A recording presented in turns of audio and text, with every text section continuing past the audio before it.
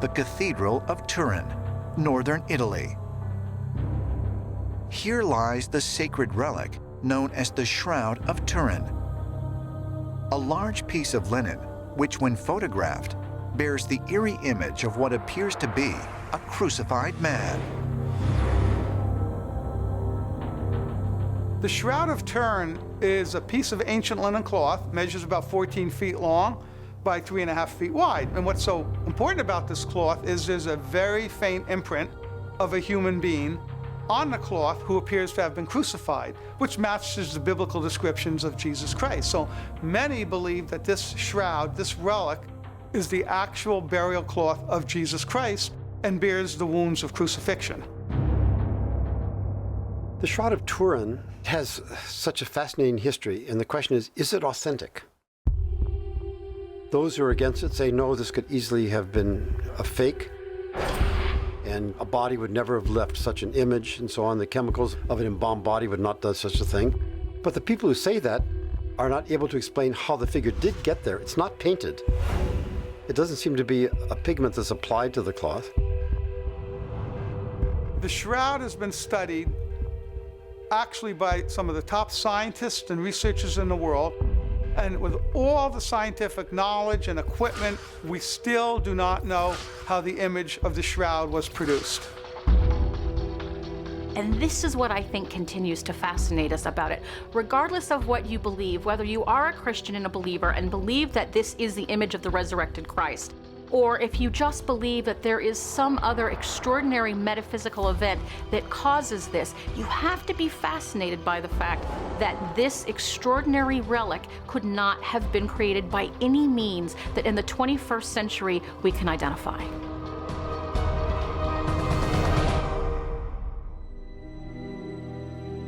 Could the Shroud of Turin really be a divine relic? Tangible evidence of the existence of an almighty power. In 2011, Italian scientists were able to prove that the Shroud of Turin was created by a supernatural flash of light, an unearthly flash of light. In my opinion, the Shroud of Turin is proof that Jesus transformed himself into a being of light and projected himself through the Shroud of Turin. Does the Shroud of Turin actually contain an image of the crucified Jesus? Or could this sacred object be something else? Might it, in fact, be evidence of an incredibly advanced, otherworldly technology? Throughout world cultures and mythologies, this idea of otherworldly beings, gods, supernatural beings, demons, having sex with humans is very, very common. The way that we interpret that experience depends on the cultural and religious factors around us. We can read about these accounts of all sorts of weird beings who had their way with humans. All we have to do is to approach these stories and look at them from a modern perspective, to eliminate the always suggested symbolism and look at these events for what they potentially really were: encounters with extraterrestrials. There is abundant, undeniable evidence of human and extraterrestrial interbreeding. It's in so many different cultures that to suggest that it's all a conspiracy theory or a myth or a fantasy is completely illogical. But if extraterrestrials have, in fact, been mating with human beings since ancient times, what might their purpose be? Ancient astronaut theorists believe the answer can be found in the biblical stories of the fallen angels. There are references in the scriptures to rebellious angels who were in trouble with God, came to earth, found the daughters of men attractive and married them, which is to say had sex with them and produced offspring. But God was not happy about it. The unhappiness of God about it doesn't appear in Genesis so much as it does in the extra-canonical Old Testament book of Enoch. In the book of Enoch, it actually gives the numbers. It says 200 angels disobeyed God and came to earth and mated with human women. in the book of Enoch. These beings from outer space, they wanted to have sex with beauties on earth. So they all came together and they swore, we will do it, even if it's against the rule. The apocryphal text called the Book of Enoch was written before the time of Jesus, but was curiously removed from the Bible in the 4th century AD at the Council of Laodicea. According to many biblical scholars, the reason for this was most likely the controversy over these accounts of the fallen angels mating with daughters of men, accounts that the people of the time had taken as fact. But if the stories of the fallen angels are to be taken literally, how is it that spiritual beings were able to not only mate with humans, but even reproduce? If angels are what we think they are today, these non-corporeal, certainly non-human entities, what on earth, why on earth, how on earth could there be any interest in a sexual relationship with human women? It's physically impossible. So therefore, if there's any legitimacy to what the Bible says, as we believe it there is, we must re-understand what these sons of God are. We have to change the interpretation and to interpret them in a modern way. And you see, of a sudden, it all makes sense. Now the problem is, if extraterrestrials had a sexual contact with our forefathers, that means that the genital apparatus must be similar. Otherwise, it's not possible. Now, here's the interesting thing. They didn't come down here for recreational pastime as we use sexuality today. They had an agenda in the manipulation of the human genetic pool.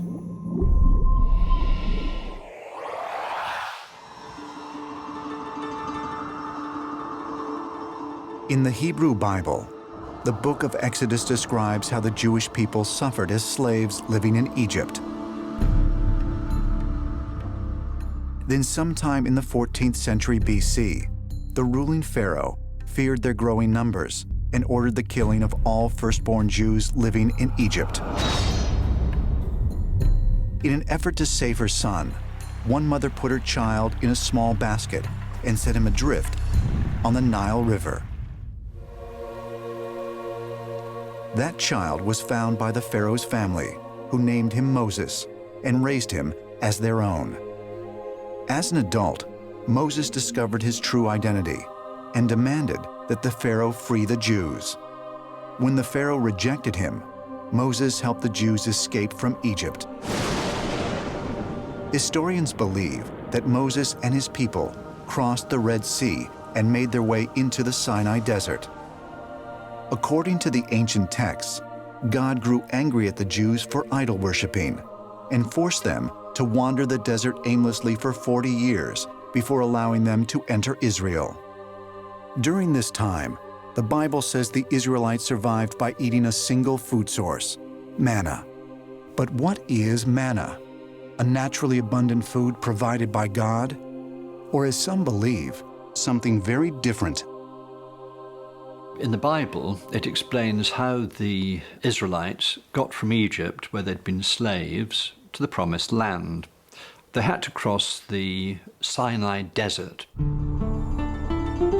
And inevitably, given that there was a lot of Israelites and very little growing as it was a desert, they ran short on supplies. God stepped in at this point and sent manna from heaven. This took the form of some kind of seeds that rained down upon the desert, and then they were collected the next day, and they provided food for the Israelites, except Friday, when there was a double portion, because on Saturday, being the Sabbath, it didn't fall. While the Hebrew Bible fails to give a clear description of manna, another ancient Jewish text provides an alternative clue.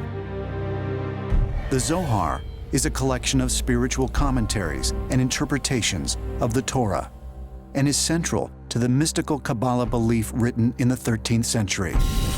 The Zohar describes what is called the Ancient of Days as providing the manna. But what was this Ancient of Days? A man, a god, or something else? The text speaks of different-sized brains, different-sized faces. They were connected with different tubes and different light sources. Theologians have suggested that this is the description of God. However, when looked at from a modern perspective, what is described in the Zohar isn't necessarily a God figure, but rather a type of machine. Intrigued by this information, two electrical engineers, George Sassoon and Rodney Dale, used the anatomical descriptions of the Ancient of Days to design what they called a manna machine. This really is the key diagram of the manna machine as we built it up from the texts. For instance, 1 here is the mouth, but it's actually the air intake, which carries what is described as the breath of life. The air goes up this tube here, which is described as the brain of the Ancient One, but is actually a dew still. So that although we were talking about the great sea and the hairs of the beard and so on, at the same time we were able to work out their relative positions, build up the specification of the machine, and find that we had something that was biochemically viable. Diese Maschine hatte einen Ansaugstutzen. The machine took in moist morning air and condensed it in the part of the machine that looked like a plexiglass dome. From there, it mixed with an algae culture. The culture was treated with energy, such as a strong laser light, in order to speed the growth.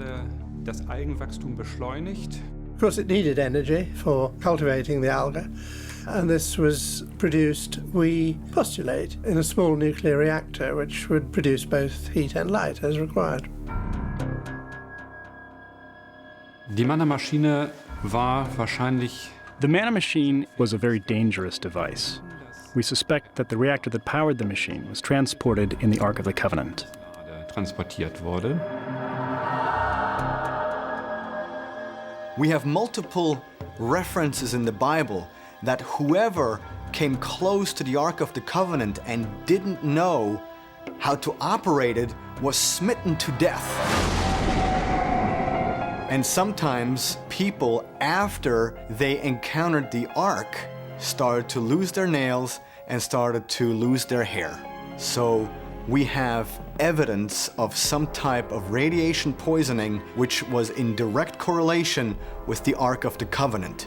And so the Ark of the Covenant housed an extraterrestrial device which was given to the Israelites during their 40-year wandering through the desert.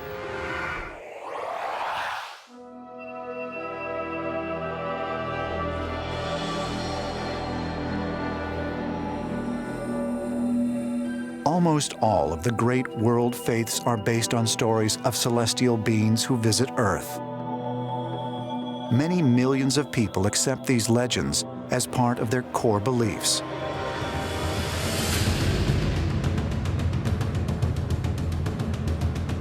And from the earliest cave drawings to images at Roswell, we see artists' interpretations of extraterrestrials or gods coming to our planet. In many traditions, there is something coming from above. There's a stairway to heaven, or there's a whirlwind, or angel descends. Sometimes the encounter is quite dangerous, as would be appropriate to something awesome and larger and more powerful than we are. Usually it is memorable.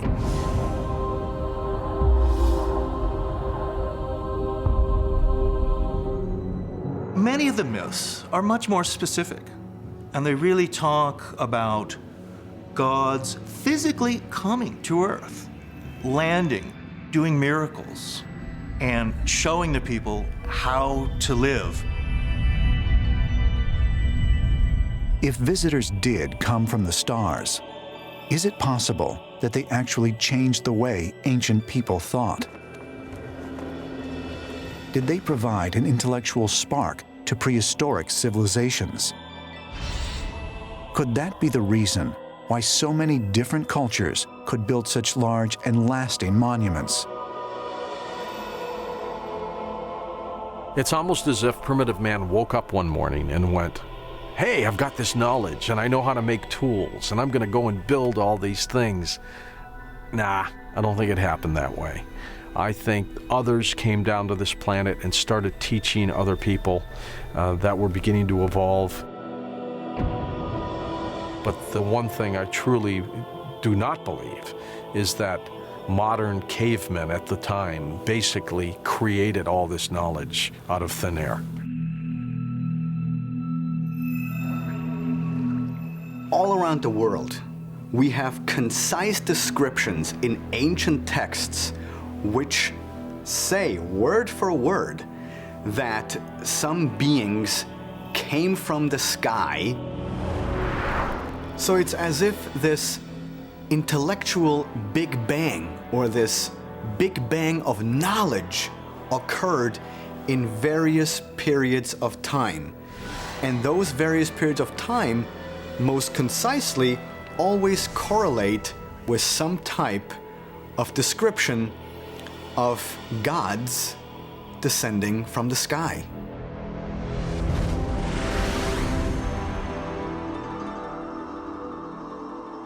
I do think of that as a very significant before and after moment in the human story, and it is not a moment that is linked to physical evolution. We've already got the hardware. It's as though something happened to our software around about that time, and I think it's a very intriguing moment in the human story.